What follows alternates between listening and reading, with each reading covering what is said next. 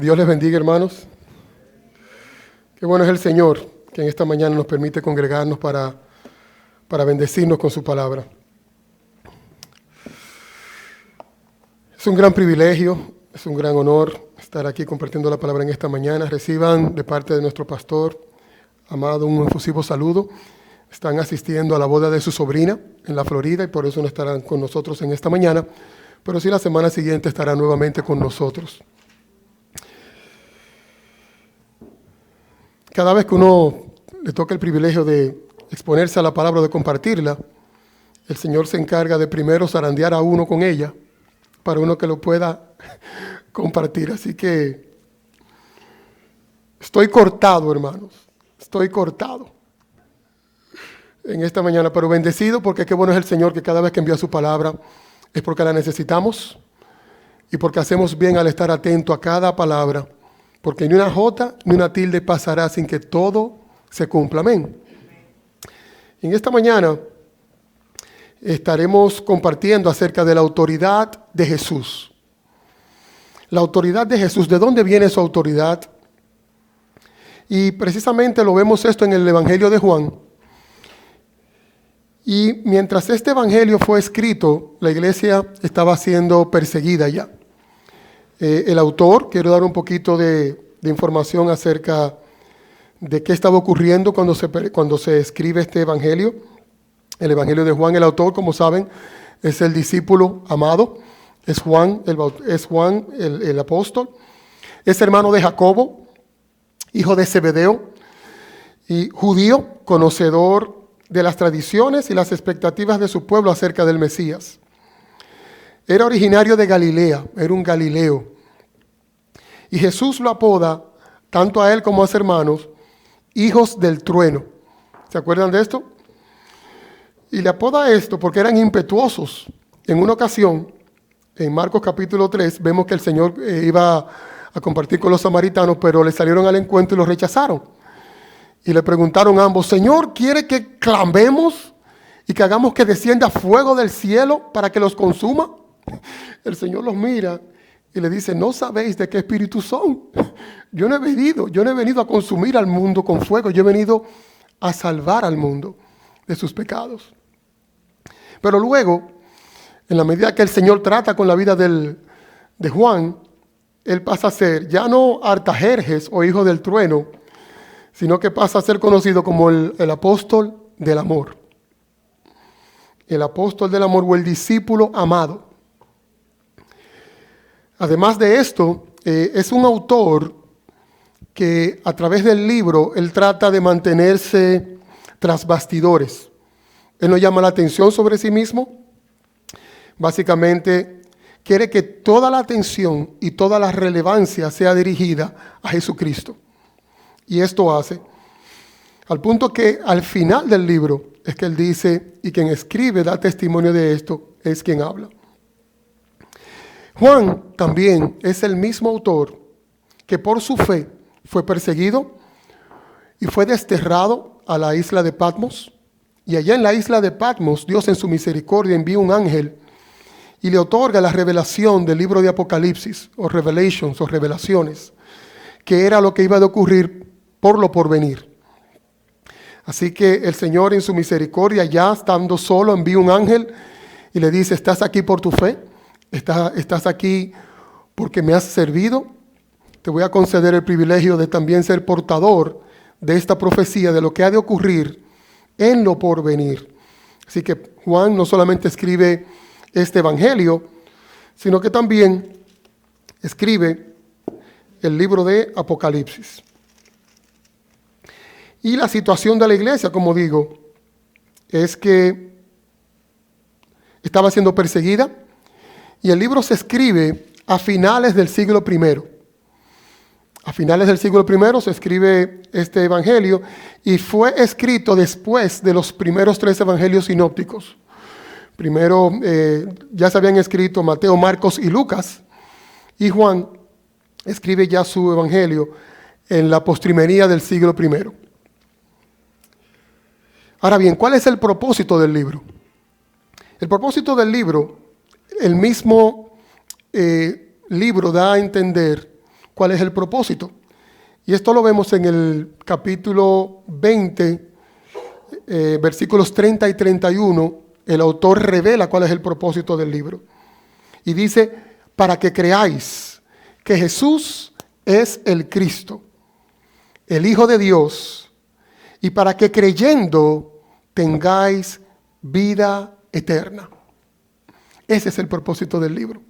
Para que creáis en el Hijo de Dios, el Cristo, a quien Él envió, y para que creyendo tengáis vida eterna. La autoridad de Jesús. La autoridad de Jesús es evidente desde el primer libro de Génesis hasta Apocalipsis. Pero la realidad es que la autoridad de Jesús está manifiesta desde antes de que el mundo fuese. Desde antes de la fundación del mundo, en la eternidad pasada, en esa comunión que tenía Dios consigo mismo, Dios el Padre, Dios el Hijo, Dios el Espíritu Santo, ya desde ahí le había sido dada autoridad a Jesús. No era necesario que Él crease el mundo para mostrar su autoridad. Ya la autoridad Él la tenía por ser uno con Dios, el Dios Trino. Y vemos que desde el primer capítulo de Génesis ya vemos a Jesús ahí con la autoridad. Juan, el evangelista, cuando introduce a Juan en el capítulo 1, versículos del 1 y 3, podemos ahí, por favor, Juan 1, versos del 1 al 3, dice, en el principio era el Verbo, y el Verbo era con Dios, y el Verbo era Dios. No solamente que el Verbo era con Dios, sino que el Verbo es Dios, pero además, este era en el principio con Dios. Todas las cosas por Él fueron hechas, y sin Él, nada de lo que ha sido hecho fue hecho. Amén. Desde la creación del mundo está Jesucristo mostrando su autoridad, creando todas las cosas, organizándolo todo. Y de una manera más específica, les pido que puedan acompañarme a Génesis capítulo 1. Génesis capítulo 1, versos 26 y 27, para que lo veamos en acción. Hasta ese momento, vemos que la palabra dice, y creó Dios la tierra, y estaba la tierra desordenada, y creó las lumbreras, y se ve, y aparentemente parecerá que Dios el Padre está creándolo todo.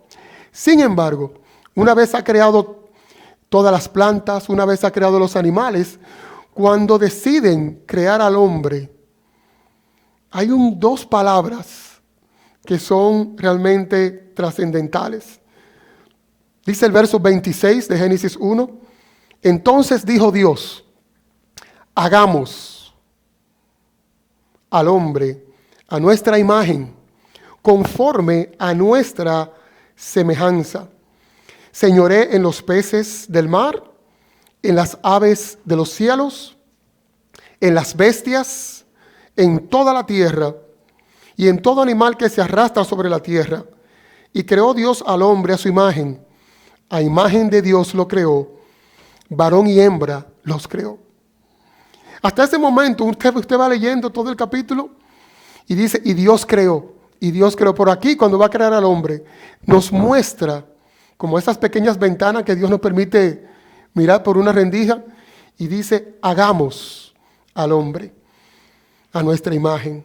Y luego dice, conforme a nuestra semejanza, en plural. ¿Quién está ahí? Ahí está Jesucristo, con la autoridad que le pertenece desde antes de la fundación del mundo, creándolo todo al unísono con su Padre, con el Espíritu Santo. Pero además, la autoridad también la vemos del Señor Jesucristo. Por ejemplo, cuando va a iniciar su ministerio, hay unas manifestaciones sobrenaturales antes de que Él inicie su ministerio, donde ya no solamente Juan el Bautista había dado testimonio de Él, sino que el mismo Padre Celestial da testimonio de que Jesucristo es su Hijo amado. Y lo vemos cuando Juan el Bautista está bautizando, que sale el Señor Jesucristo, va a su encuentro para ser bautizado, y dice, aconteció que cuando todo el pueblo se bautizaba, también Jesús fue bautizado. Y orando, el cielo se abrió, y descendió el Espíritu Santo sobre él en forma corporal, como paloma. Y vino una voz del cielo que decía, tú eres mi Hijo amado, en ti tengo complacencia.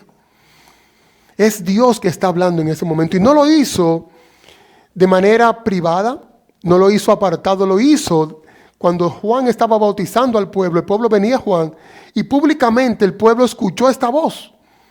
Este es mi Hijo amado, en quien tengo complacencia. Así que Dios mismo, de una manera pública, da testimonio de que Jesucristo es su Hijo. Dios ha dado testimonio de su Hijo de forma audible en varias ocasiones, y Juan el Bautista de igual forma. En el Antiguo Testamento, lo que conocemos como la ley, que los judíos conocían como la Torá, porque proviene de la palabra hebreo Torá, o Nogmos, si es del griego, se refiere a los primeros 5 libros. Para ellos el autor conocido es Moisés, y los 5 libros hablan de Génesis, del Éxodo, de Levítico, de Número y de Deuteronomio. Y como ustedes saben, los judíos tenían que aprenderse toda la Torá. O sea, que llama la atención, dice la palabra que a los suyos vino y los suyos no los recibieron. Juan capítulo 1, versículo 12. Pero a los que les recibieron, a los que creen en su nombre, les dio potestad de ser hechos hijos de Dios. Y esto es importante, porque el Dios creador crea a sus criaturas, pero el ser hijos solamente es por medio de Jesucristo. Solamente es por medio de Jesucristo. Y precisamente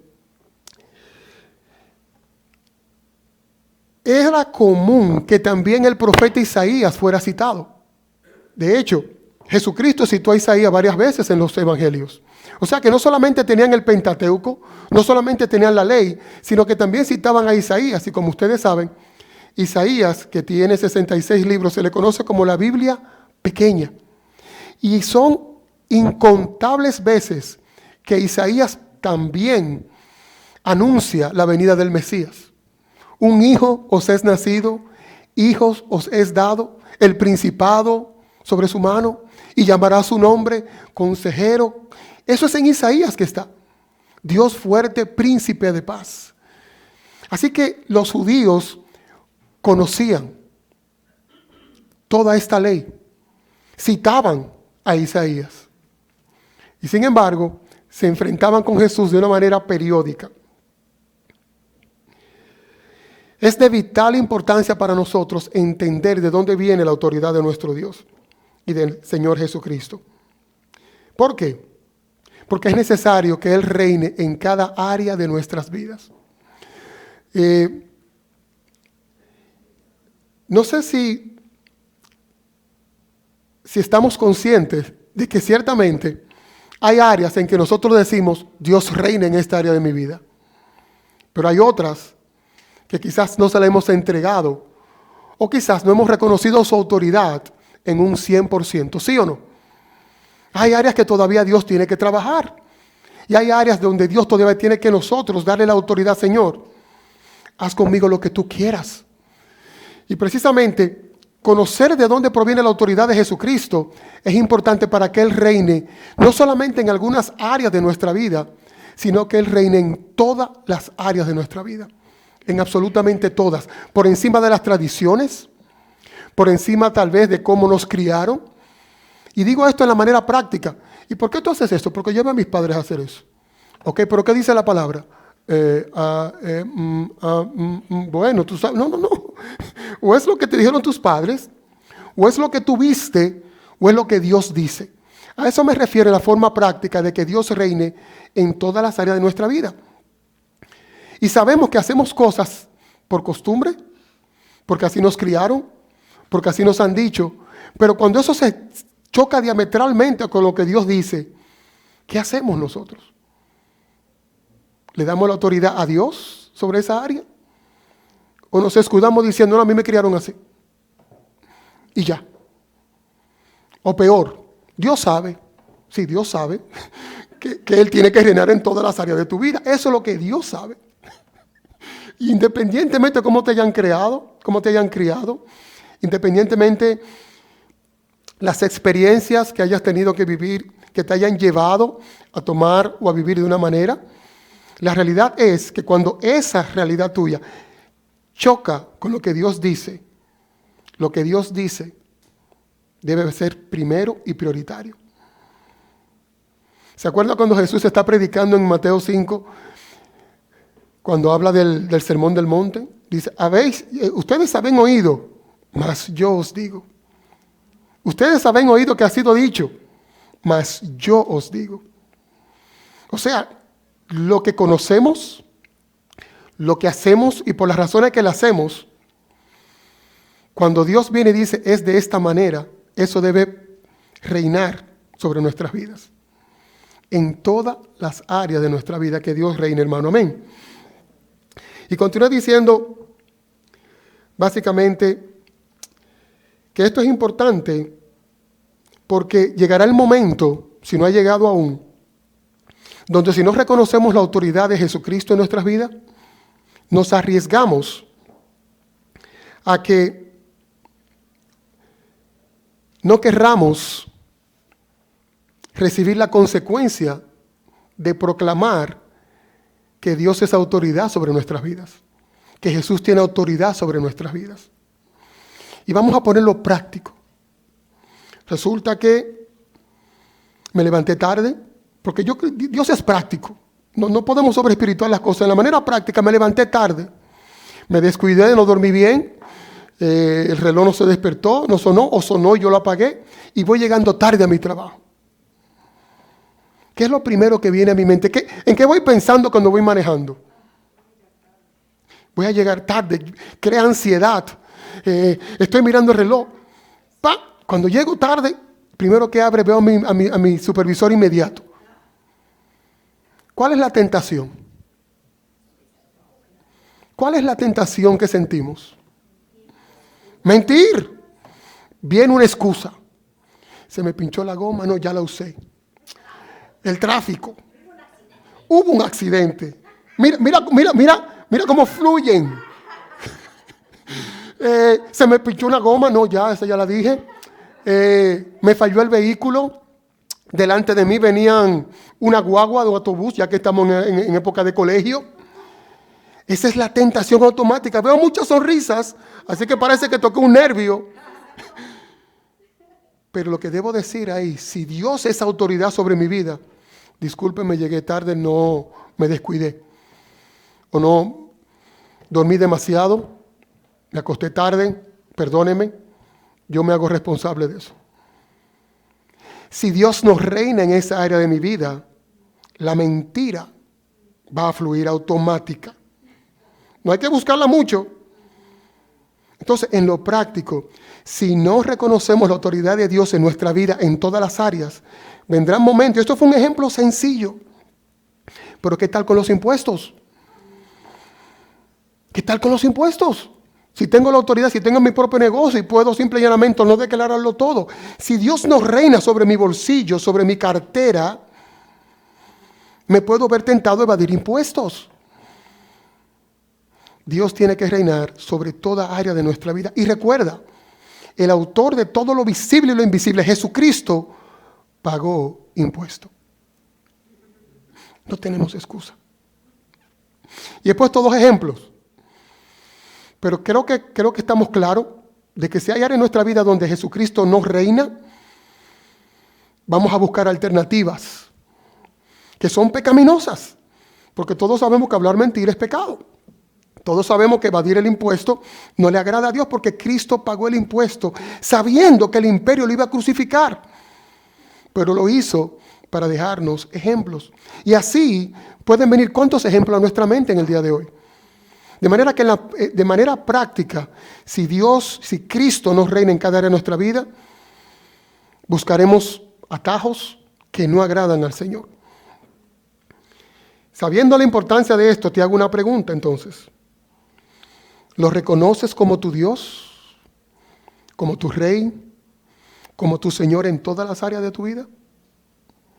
¿Puedes decir en esta mañana que tú has tomado la decisión de darle la autoridad a Jesucristo y de reconocerlo como Dios, como Rey y como Señor sobre todas las áreas de tu vida? Medite en eso, por favor. Ahora sí, podemos ir al texto que nos va a servir en esta mañana de base para ver sobre la autoridad de Jesús. Me acompañan por favor a Juan capítulo 5, versículos 19 al 29. Respondió entonces Jesús y les dijo: de cierto os digo, no puede el Hijo hacer nada por sí mismo, sino lo que ve hacer al Padre. Porque todo lo que el Padre hace, también lo hace el Hijo igualmente. Porque el Padre ama al Hijo y le muestra todas las cosas que Él hace. Y mayores obras que ésta le mostrará, de modo que vosotros os maravilléis. Porque como el Padre levanta a los muertos y les da vida, así también el Hijo a los que quiere da vida. Porque el Padre a nadie juzga, sino que todo el juicio dio al Hijo, para que todos honren al Hijo como honran al Padre. El que no honra al Hijo, no honra al Padre que le envió. De cierto os digo, el que oye mi palabra y cree al que me envió, tiene vida eterna. Y no vendrá a condenación, mas ha pasado de muerte a vida. Amén. Mas ha pasado de muerte a vida. De cierto os digo, viene la hora, y ahora es, cuando los muertos oirán la voz del Hijo de Dios, y los que la oyeren vivirán. Porque como el Padre tiene vida en sí mismo, así también ha dado al Hijo el tener vida en sí mismo. Y también le dio autoridad de hacer juicio, por cuanto es el Hijo del Hombre. No os maravilléis de esto, porque vendrá la hora cuando todos los que están en los sepulcros oirán su voz. Y los que hicieron lo bueno saldrán a resurrección de vida, mas los que hicieron lo malo a resurrección de muerte. Aquí vemos de entrada que el propósito del libro es que creamos y reconozcamos que Jesús es el Hijo de Dios para que podamos obtener vida eterna. Y vemos aquí cómo Juan reconoce y llama a Jesús el Hijo del Hombre. Es el evangelio que identifica que Jesucristo lo ve como 100% hombre y 100% Dios. Y es común que Juan se refiera a él como el Hijo del Hombre. En 6 ocasiones, en esta pequeña porción bíblica que hemos leído, en 6 ocasiones Jesús declara que como el Padre, así también el Hijo. Como el Padre tiene poder para dar vida, así también el Hijo. Como el Padre puede hacer juicio, así también el Hijo. No hace nada el Hijo que no haya visto hacer el Padre. No dice nada el Hijo que no haya recibido del Padre. Lo que está diciendo Jesucristo aquí es a los judíos: el Padre y yo somos uno. Y de ahí yo tengo la autoridad. La autoridad que yo tengo es porque el Padre y yo uno somos. Yo en el Padre y el Padre en mí. Y lo vimos en Génesis, en la creación, al unísono, trabajando juntos. Pero se lo está diciendo a los judíos que se supone que sabían esto al dedillo. Y dice, ¿a quién le está dando Dios esta respuesta? A los judíos. ¿Pero por qué? O sea, vemos que inicia en el verso 19, respondió entonces Jesús. Pero ¿a quién le está hablando? ¿A quién le da esta respuesta? ¿Por qué le da Jesucristo esta respuesta? Le pido que me acompañen a Juan capítulo 5, versículo 1. Y dice, después de estas cosas, había una fiesta de los judíos y subió Jesús a Jerusalén. Y ahí en Jerusalén cerca de la puerta de las ovejas, un estanque llamado en hebreo Betesda, el cual tiene 5 pórticos. En estos yacía una multitud de enfermos, ciegos, cojos, paralíticos, que esperaban el movimiento del agua. Porque un ángel descendía de tiempo en tiempo al estanque y agitaba el agua. Y el que primero descendía al estanque después del movimiento del agua, quedaba sano de cualquier enfermedad que tuviera. Y había allí un hombre que hacía 38 años que estaba enfermo. 38 años. Cuando Jesús lo vio acostado y supo que llevaba ya mucho tiempo así, dijo: ¿quieres ser sano? Señor, le respondió el enfermo, no tengo quien me meta en el estanque cuando se agite el agua. Y entre tanto que voy, otro desciende antes que yo. Jesús le dijo: levántate, toma tu lecho y anda. Y al instante aquel hombre fue sanado y tomó su lecho y anduvo. Y era día de reposo aquel día. Entonces los judíos dijeron a aquel que había sido sanado: es día de reposo, no te es lícito llevar tu lecho. Lo conocían y se fijan en que llevaba su lecho. No te es lícito llevar tu lecho. Te era lícito cuando tenías 38 años paralítico. Pero hoy, que es día de reposo, no te es lícito. Increíble. Y dice, entonces le preguntaron: ¿quién es el que te dijo, toma tu lecho y anda? Perdón, él le respondió, versículo 11, el que me sanó, él mismo me dijo, toma tu lecho y anda. Entonces le preguntaron: ¿quién es el que te dijo, toma tu lecho y anda? Y el que había sido sanado no sabía quién fuese, porque Jesús se había apartado de la gente que estaba en aquel lugar. Después le halló Jesús en el templo y le dijo: mira, has sido sanado. No peques más para que no te venga alguna cosa peor. El hombre se fue y dio aviso a los judíos que Jesús era el que le había sanado.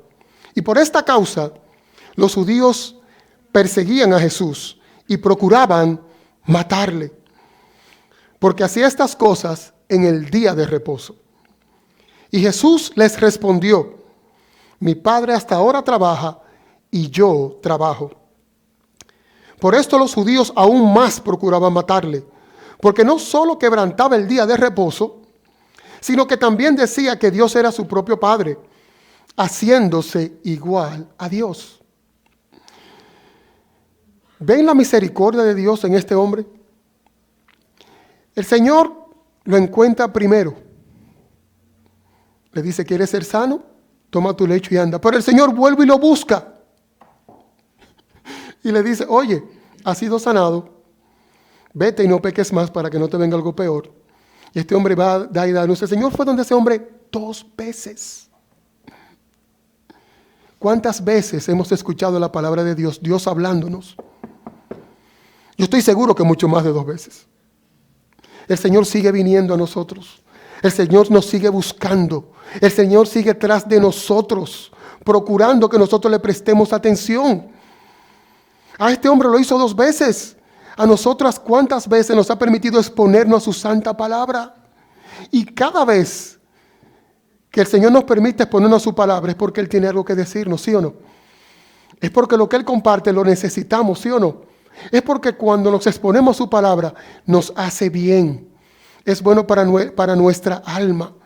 Es bueno para el día a día, para nuestro diario vivir. De manera que si vemos la misericordia de Dios sobre este paralítico, que ya no era paralítico, bueno, primera vez que puedo decir un ex paralítico. El Señor va a donde el ex paralítico y lo busca por segunda vez. ¿Cuántas veces el Señor ha salido a buscarnos a nosotros.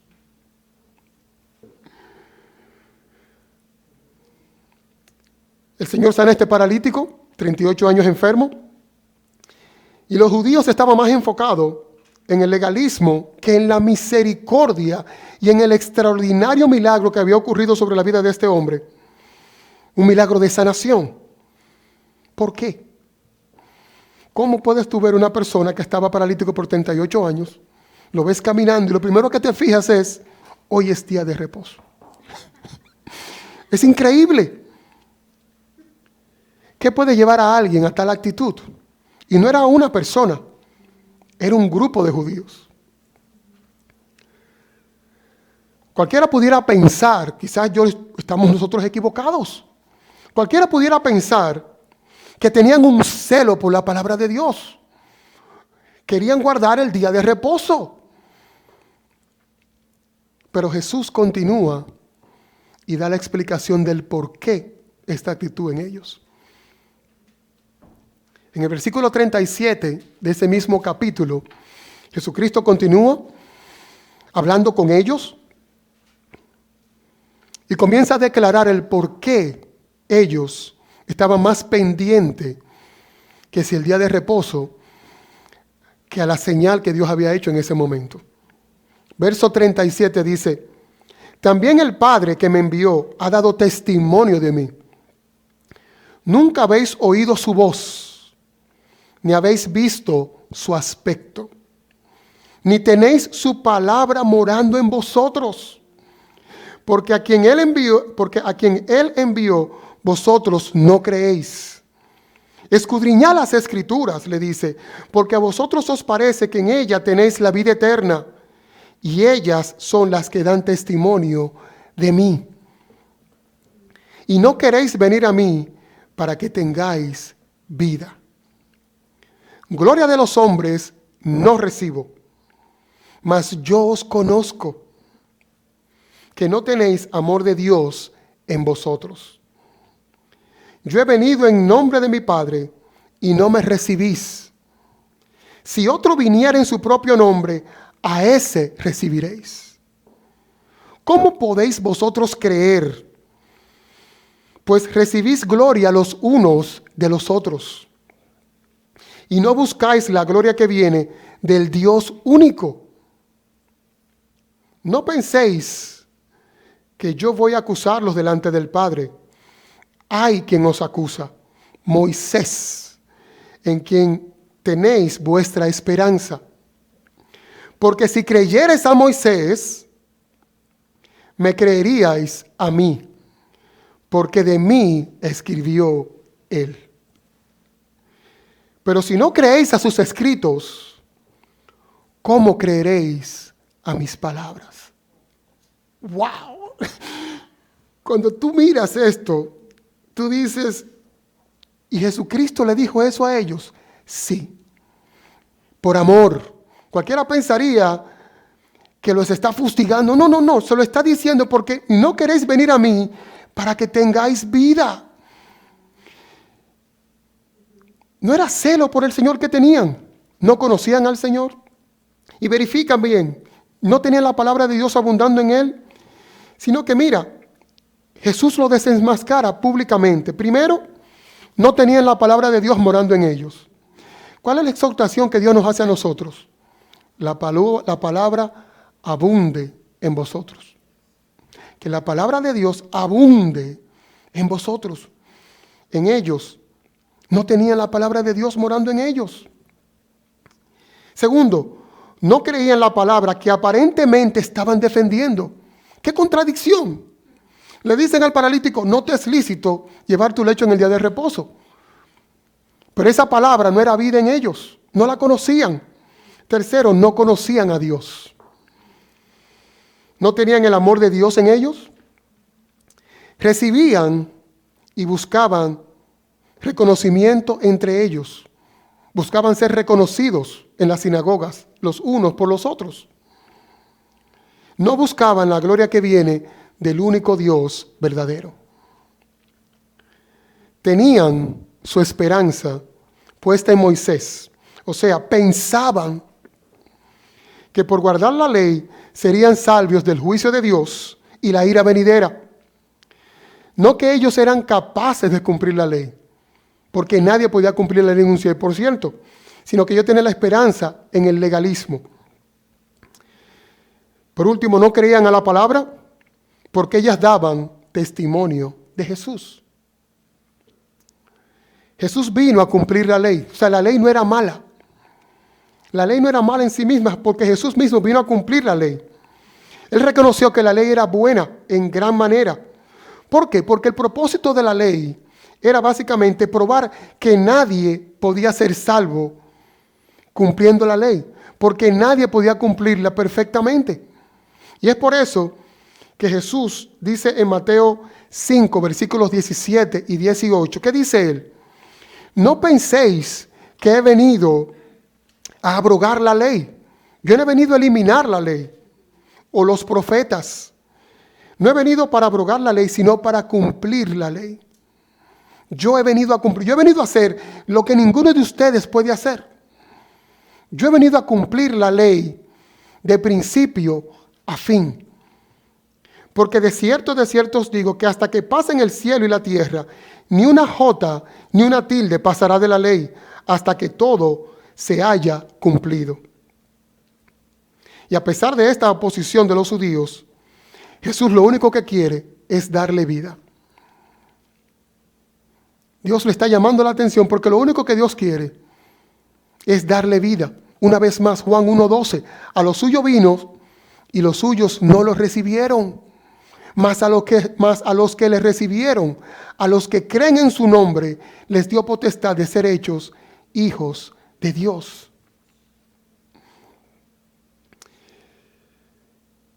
En Juan capítulo 5, versículos 33 y 34, continúa diciendo Jesús que hubo otro que dio testimonio de él y le dice a esos judíos: vosotros enviasteis mensajeros a Juan el Bautista y él dio testimonio de la verdad.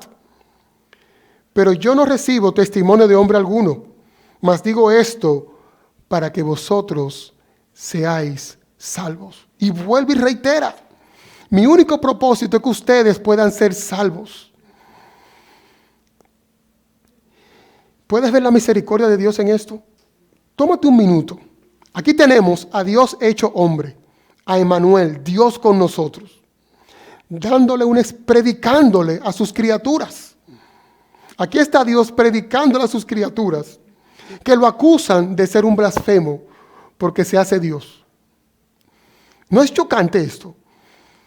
Y aún así Dios extiende su misericordia. A pesar de este grave error en el que ellos se encuentran, he aquí Jesucristo mismo compartiendo su palabra con diciéndole: yo he venido para darte vida. Y vemos su misericordia para que sean salvos, mientras ellos mismos lo acusan de blasfemar. Impresionante esto. Pero, eso lo decimos de ellos. ¿Y qué de hoy en nuestros días? Porque la palabra se escribió para nosotros, lo que habríamos quedado hasta el fin de los siglos, ¿sí o no? Esa era la realidad de ellos. Pero ¿y qué de nosotros hoy aquí en medio de donde estamos o allá donde usted nos sintoniza gracias al internet? ¿Cuál es la realidad de nosotros hoy? Bueno, hoy pueden haber personas escuchando este mensaje aquí en medio nuestro o a través del live streaming que primero no conozcan a Dios. ¿Sí o no? Puede haber personas que no conozcan a Dios, aunque puedan estar acostumbrados a reunirse cada domingo y a escuchar la palabra. Y esto lo digo porque el mismo Jesucristo en aquel día dice que muchos llegarán a donde Él y le dirán: Señor, Señor, en tu nombre hicimos muchísimos milagros. En tu nombre echamos fuera demonios. ¿Qué dice Jesucristo? Nunca os conocí, apartaos de mí, hacedores de maldad, al fuego eterno preparado para ustedes y los ángeles caídos, y Satanás y sus ángeles. O sea, puede que aquí haya que no conozca a alguien a Dios y que se haya acostumbrado a venir los domingos a escuchar la palabra y que la palabra le pase por arriba. Segundo, puede que no tengan su palabra morando en sus corazones. Puede que busque la aceptación de los hombres. En aquel momento los judíos creían en Jesús, a muchos, de manera callada porque tenían temor de que fueran expulsados de la sinagoga. Puede que aquí hay personas que tienen temor de Dios, que creen en Él, pero lo viven secretamente porque quieren la aprobación de los hombres, porque tienen vergüenza, porque tienen temor a ser ridiculizados. Como vemos, no estamos muy distantes hoy en día de esos judíos a los cuales el Señor le está compartiendo la palabra. Cuarto, pueden que haya puesto su esperanza en hacer buenas obras. Puede que haya personas que digan, bueno, yo vivo, yo no le hago mal a nadie, no le hago mal a nadie, yo no mato, yo no robo, yo doy ofrendas, yo soy una persona que obedezco la ley y muchísimas otras cosas. Y puede estar confiando en que esas buenas obras, Dios no tendrá más remedio que darle la vida eterna porque se la ganó. Como ellos pensaban que por cumplir la ley de Moisés iban a obtener la misericordia del Señor y no había otra opción que darle el cielo. Puede también que haya gente aquí que haya sido indiferente a la palabra de Dios por años, congregándose ya sea porque le gustan los cánticos, porque está acostumbrado, porque lo traen sus padres, por la razón que sea. Nosotros no estamos distantes de la situación como estaban esos judíos. Continúa también otra razón. Puede que haya personas que se han acostumbrado a escuchar las predicaciones sin que ésta les confronte. Puede que estemos escuchando la palabra y estamos pensando en otra persona. Ay, qué pena que el hermano fulano no está aquí. ¿En serio? No. Si tú estás expuesto a la palabra, esa palabra es para ti y es para mí. Ay, si mi primo estuviera escuchando esta palabra. Ay, si mi madre, ay, si mi padre, ay, si mi... No. Si tú la estás escuchando, esta palabra es para ti.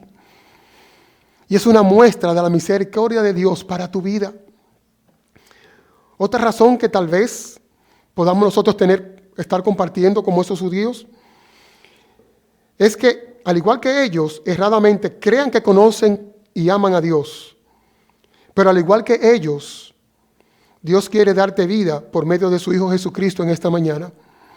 No se trata de costumbre. Y es importante que pienses en esto. Dios no tiene nietos. Dios tiene criaturas donde todos estábamos y Dios tiene hijos por medio de Jesucristo. Dios no tiene nietos. Así que cuando tú escuches, no, yo nací en la iglesia. ¿Y cuándo tú recibiste al Señor? No, yo nací en la iglesia. Desde chiquitico. Digo, no, yo no te estoy preguntando cuántos años tú tienes asistiendo a la iglesia. Yo no te estoy preguntando cuántos años tú tienes ocupando una silla. Yo no te estoy preguntando cuántos años tú tienes exponiéndote a la palabra de Dios. Yo te estoy preguntando cuándo tú tomaste la decisión por Jesucristo. Ah, bueno, mi mamá me llevaba. No, es que Dios no tiene nietos. Y no es por ósmosis, no es que si tu mamá, no es una herencia. Es una decisión personal. Es una decisión personal. Es una respuesta que tú tienes que darle a Dios. Cuando te habla a ti de manera directa, cuando tú percibes que Dios te está hablando a ti de manera directa, es una decisión personal. Dios no tiene nietos.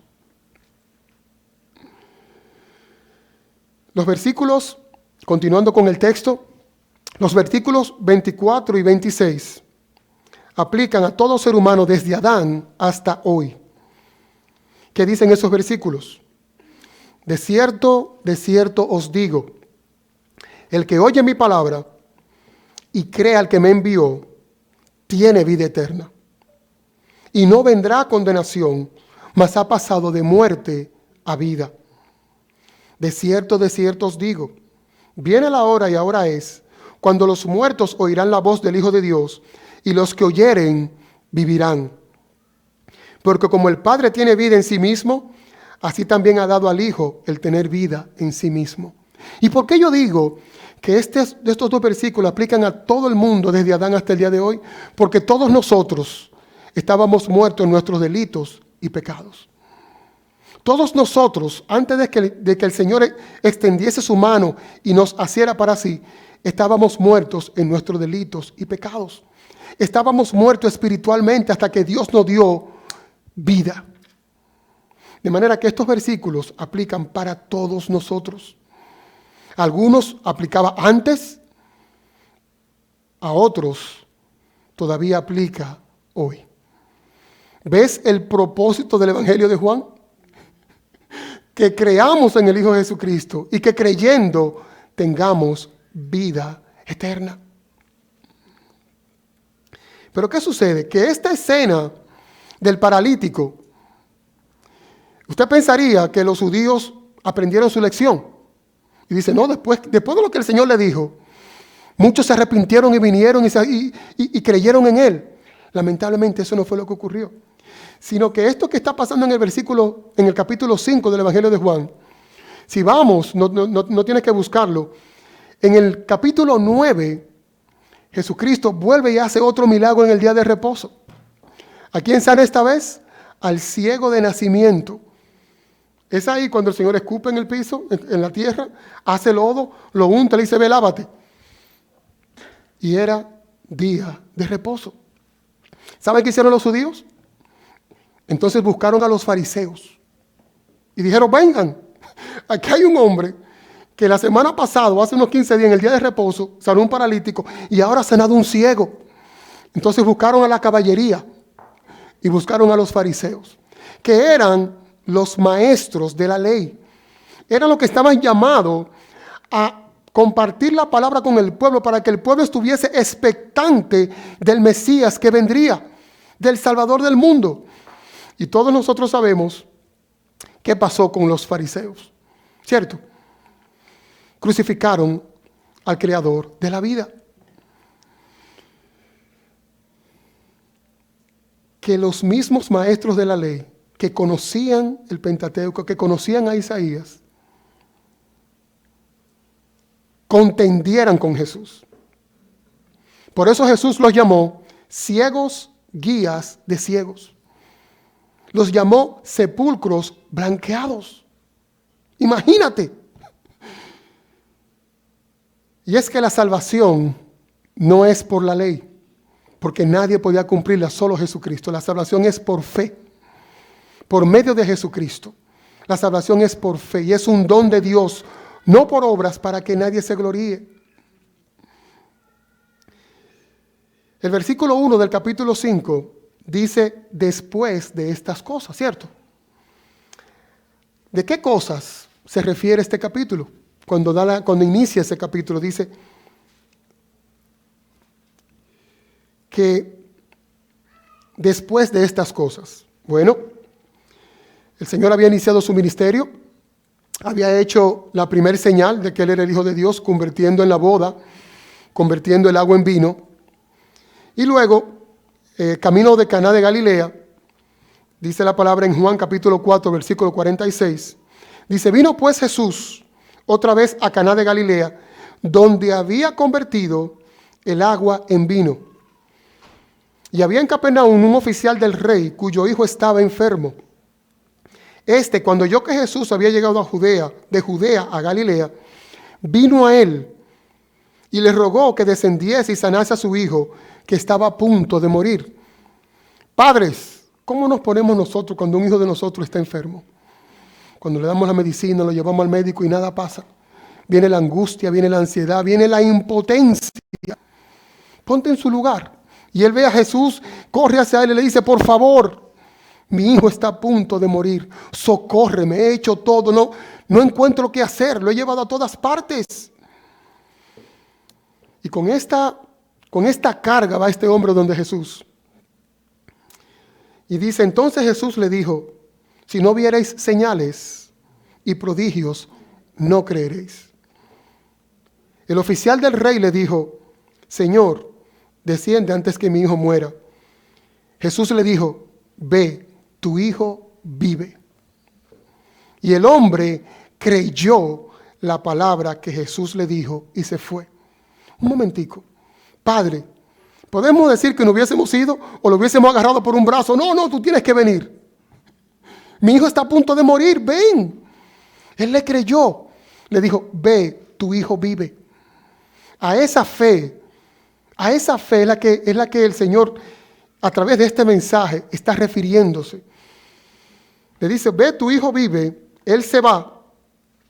Y dice que cuando él ya descendía, sus siervos salieron a recibirle y le dieron nuevas diciendo, tu hijo vive.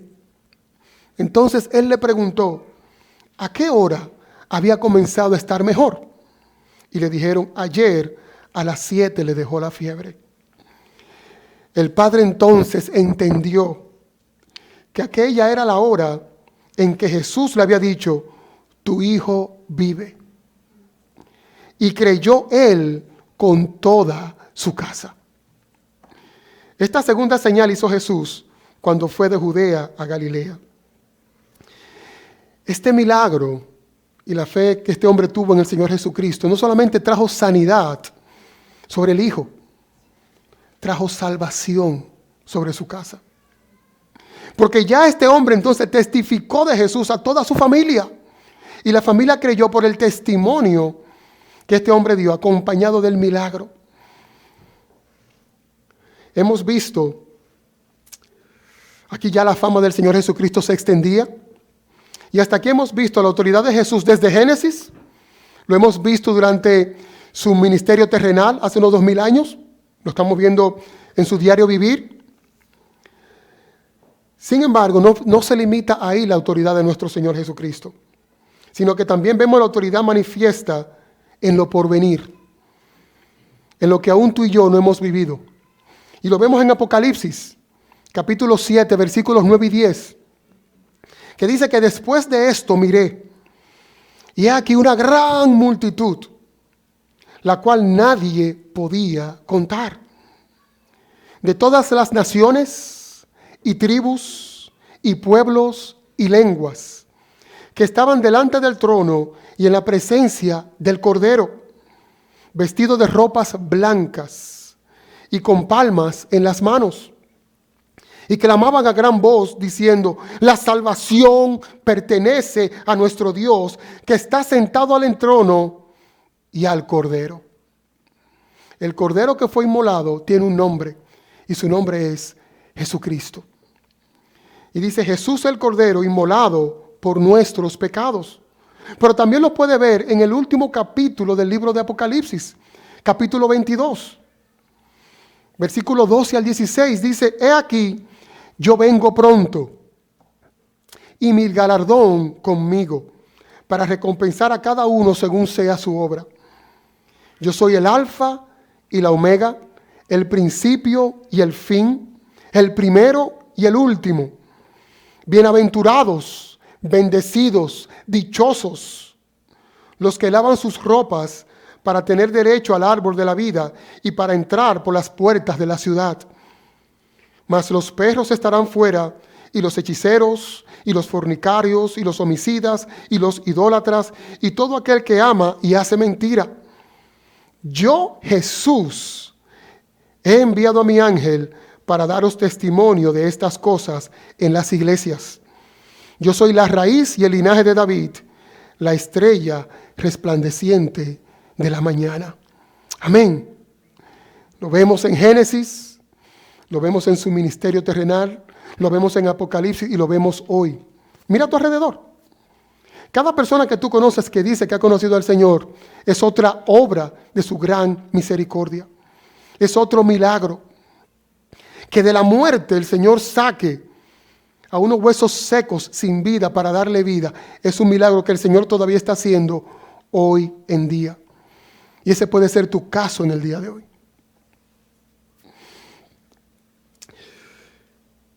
¿Crees esto?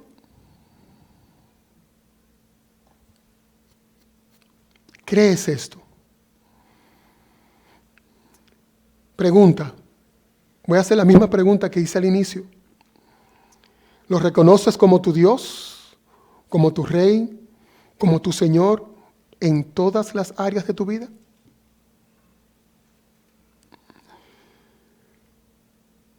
¿Lo reconoces en todas las áreas de tu vida? ¿Lo reconocemos? ¿Lo reconozco yo en todas las áreas de mi vida? Es importante porque hemos visto que Dios tiene autoridad. Amén. Amados hermanos, Dios tiene autoridad sobre nuestras vidas. Algunas aplicaciones prácticas. Aplicación para el pueblo de Dios en esta mañana. Amados, Dios tiene autoridad sobre nuestras vidas. Su palabra dice que nuestras vidas están incrustadas en sus manos. Su palabra dice que nadie nos puede arrebatar de su mano. Su palabra dice que ni lo alto, ni lo profundo, ni ninguna cosa creada nos podrá separar del amor de Dios que es en Cristo Jesús, Señor nuestro. Hermanos, en Él estamos seguros. La exhortación para ti y el llamado para ti es a que vivamos con la vista puesta en la eternidad.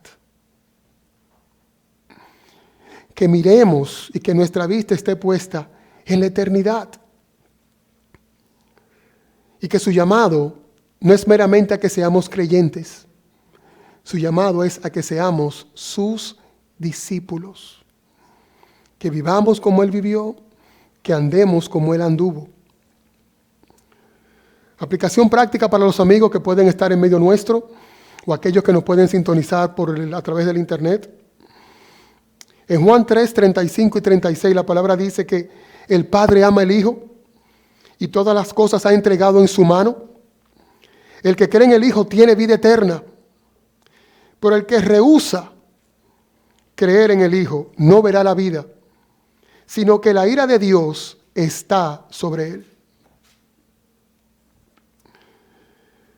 Tú necesitas a un Salvador porque la ira de Dios está sobre ti.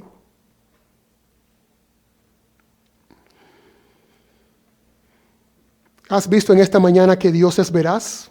Que la autoridad de Dios es real porque es uno con el Padre, pero sobre todo tú has visto y has escuchado en esta mañana que la muestra de su misericordia y su gracia para contigo es que te ha permitido escuchar este mensaje, en el cual tú has escuchado reiteradas veces que tu esperanza solamente está en Jesucristo. Porque solamente Él pudo vivir una vida perfecta, solamente Él pudo satisfacer la justicia perfecta de un Dios que es santo, santo, santo, y que Él tiene la autoridad para perdonar tus pecados y darte vida eterna. No desaproveches este día. Si has escuchado la palabra de Dios en esta mañana como hablándote a ti, echa mano de la vida eterna. Clama al Señor ahí donde estás. Señor, yo sé que te necesito. Señor, yo sé que no te he dado la autoridad en mi vida, pero hoy lo quiero hacer. Señor, sálvame, que perezco. Tú también estás como el hijo de ese noble. Tú estás a punto de morir.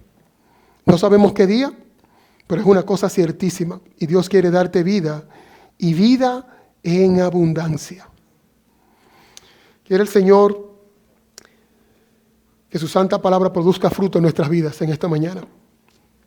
Como podemos ver, la autoridad del Señor viene de que Él es uno con el Padre.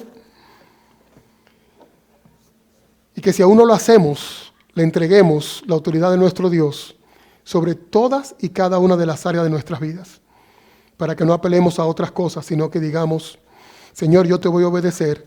No importa las circunstancias y no importa que yo tenga frente de mí. Amén.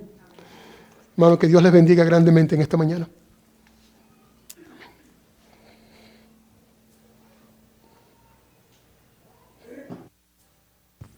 Amén. Si nos podemos poner